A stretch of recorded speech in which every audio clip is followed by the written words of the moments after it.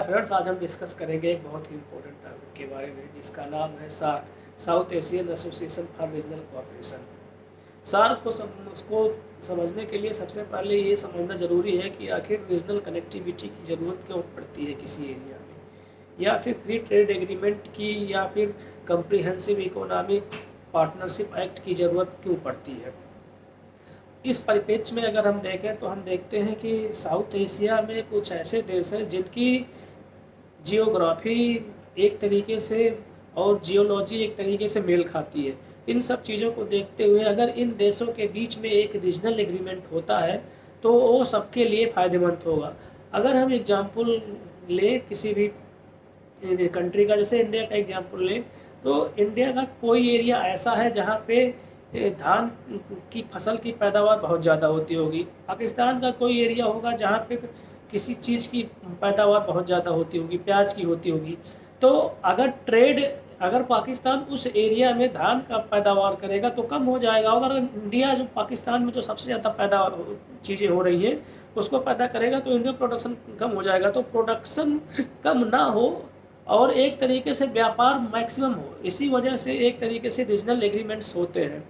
इसी कड़ी में हम देखते हैं कि सन 1985 में south Asian Association for Regional cooperation की स्थापना होती है, और इसमें उस समय के तत्कालीन बांग्लादेश के जो हेड रहते हैं, जिया उर रहमान शेख मुजीबुर रहमान, वो एक तरीके से बहुत कीन होते हैं इस कोऑपरेशन के लिए। उनका कहना था कि अगर रीजनल कनेक्टिविटी हो जाती है तो ये सबके लिए बहुत ज़्यादा फ़ायदेमंद होगा। इसी कड़ी में अगर हम इसके हिस्टोरिकल बैकग्राउंड की बात देखें तो हम देखते हैं कि सार्क के बनने से पहले सबसे पहला कॉन्फ्रेंस जो था वो एशियन रिलेशन कॉन्फ्रेंस था, जो कि नई दिल्ली में आयोजित किया गया था। सार्क के बनाने की दिशा में सबसे पहला स्टेप था। उसके बाद हम देखते हैं कि बौद्धो कॉन्फ्रेंस होता है जो कि फिलीपींस में ऑर्गेनाइज किया जाता है, और उसके बाद फाइनल हम देखते हैं कि कोलंबो पावर कॉन्फ्रेंस होता है जो कि श्रीलंका की राजधानी कोलंबो में एक तरीके से साइन होता है। उसके बाद में हम देखते हैं कि कैसे सार्क का जन्म होता है। उसके बाद से हम देखते हैं कि इसमें कौन कौन से मेंबर स्टेट हैं। तो अगर हम सार्क के देशों की बात करें तो इसमें प्रमुख रूप से इंडिया है, श्रीलंका है, मालदीव है, अफगानिस्तान है, पाकिस्तान है, भूटान है, नेपाल है और बांग्लादेश है। इसमें बांग्लादेश की बहुत ज़्यादा भूमिका रही है इन सब चीज़ों के बारे में कि कैसे सार्क का रीजनल सेंटर बने, एक रीजनल हब बने, ताकि इन देशों के बीच में एक तरीके से फ्री ट्रेड एग्रीमेंट साइन किया जा सके। इसी कड़ी में हम आगे देखते हैं कि South Asia free trade agreement SAFTA की भी बात होती है इन देशों के बीच में, लेकिन बहुत कुछ ज़्यादा डेवलपमेंट नहीं हो पाता है। सार्क की जब भी मीटिंग होती है तो उसमें इंडिया और पाकिस्तान के बीच में terrorism, insurgency, cross border terrorism, इन सब चीज़ों पे बात ज़्यादातर चलती रहती है, और उसमें हम देखते हैं कि बातें आगे नहीं बढ़ पाती, केवल इन्हीं दो चार मुद्दों पे बातें हो पाती हैं।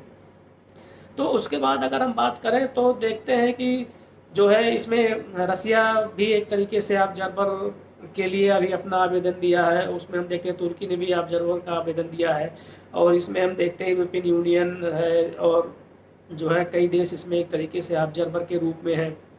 तो अगर हम बात करें कि मालदीव एक देश है, उसने सार्क को रिवाइव करने के लिए बहुत ज़्यादा कोशिश की कि सार्क को ऐसा प्लेटफॉर्म मत बना दीजिए जिसमें इंडिया और पाकिस्तान दोनों अपने झगड़े का समाधान करते हों। सार्क एक रीजनल कनेक्टिविटी के तौर पे होना चाहिए। इसमें पोर्ट डेवलपमेंट होना चाहिए, रेलवे का डेवलपमेंट होना चाहिए, इंफ्रास्ट्रक्चरल डेवलपमेंट होना चाहिए, और सारी चीज़ों का डेवलपमेंट होना चाहिए। इलेक्ट्रिसिटी का जनरेशन होना चाहिए, ताकि एक तरीके से जो प्राइमरी और सेकेंडरी गुड्स हैं उसका जब प्रोडक्शन होगा तो अपने आप जो रीजनल कनेक्टिविटी है वो एक तरीके से बढ़ जाएगी, और जब रीजनल कनेक्टिविटी एक तरीके से बढ़ जाएगी तो उसमें अपने आप सारी चीज़ें, मूलभूत सुविधाएं, जो बेसिक कम्युनिटीज़ हैं उन लोगों को उपलब्ध होंगी, और एक तरीके से जो रीजनल कोऑपरेशन का कॉन्सेप्ट होता है वो सफल हो पाएगा।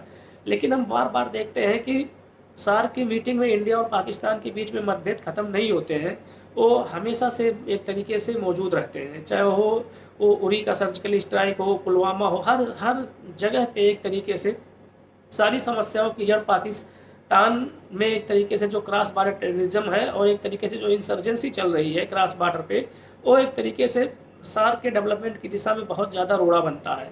और उसके बाद में हम देखते हैं कि सार्क जो है सबसे बड़ी प्रॉब्लम इसके साथ ये है कि पाकिस्तान क्रॉस बॉर्डर टेररिज्म को बढ़ावा देता है और इंडिया ये कहता है कि जब तक पाकिस्तान क्रॉस बॉर्डर टेररिज्म या इंसर्जेंसी को रोकेगा नहीं तब तक जो है सार्क की मीटिंग नहीं हो पाएगी। उसी कड़ी में हम देखते हैं कि उरी अटैक होता है सन 2016 में।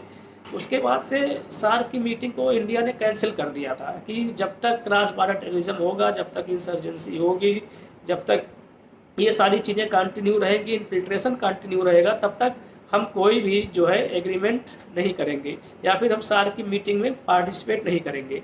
तो उसमें भूटान ने भी निर्णय लिया था कि हम भी सार्क की मीटिंग में पार्टिसिपेट नहीं करेंगे, अफगानिस्तान ने भी निर्णय लिया था कि हम सार्क की मीटिंग में पार्टिसिपेट नहीं करेंगे, और उसमें नेपाल ने भी निर्णय लिया था कि हम सार्क की मीटिंग में पार्टिसिपेट नहीं करेंगे। उसके बाद से सार्क की कोई भी मीटिंग नहीं हुई।